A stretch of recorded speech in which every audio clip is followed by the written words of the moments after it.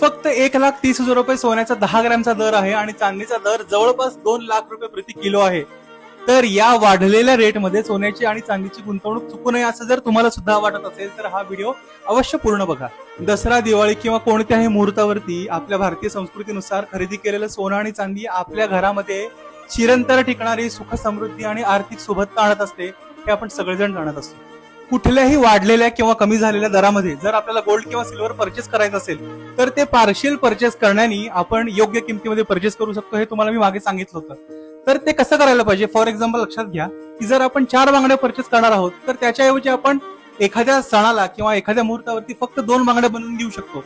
त्याच्यानंतर जर दर वाढला तर तुम्ही पुन्हा 2 बांगड्या बनवू शकता किंवा जर दर फॉर्च्युनेटली कमी झाला तर पुन्हा 2 बांगड्या बनवू शकतो, जेणेकरून तुम्हाला ऍव्हरेजिंग बेस्ट प्राइस मध्ये मिळू शकतं. याच्या पुढे गोल्डची आणि सिल्वरची रेट वाढतील की कमी होतील हा सगळ्यांचा प्रश्न आहे. तर त्यावरती मला असं वाटतं की आजचे वाढलेले रेट हे खरंच वाढलेले आहेत, पण याच्या पुढे ते फार वाढतील का? तर असं मला नाही वाटत की याच्या पुढे फार वाढतील. पण याच्यापेक्षा कमी होतील का? तर असं सुद्धा मला नाही वाटत की याच्यापेक्षा रेट्स कमी होतील. त्यामुळं मला असं वाटतंय की हे रेट परचेस करण्यासाठी किंवा पार्शियल परचेस करण्यासाठी बेस्ट आहेत. तुम्हाला काय वाटतं गोल्ड रेट बद्दल आणि सिल्वर रेट बद्दल ते मला कॉमेंट्स मध्ये सांगायला विसरू नका. आणि तुमचे कोणतेही प्रश्न असतील तर मला आवर्जून डीएम करा.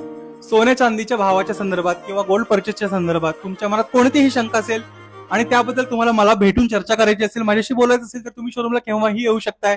शोरूमचा पत्ता आहे श्री कुबेर ज्वेलर्स, कुबेर चेंबर्स, इंचगिरी मठाच्या समोर, विजापूर रोड, सोलापूर.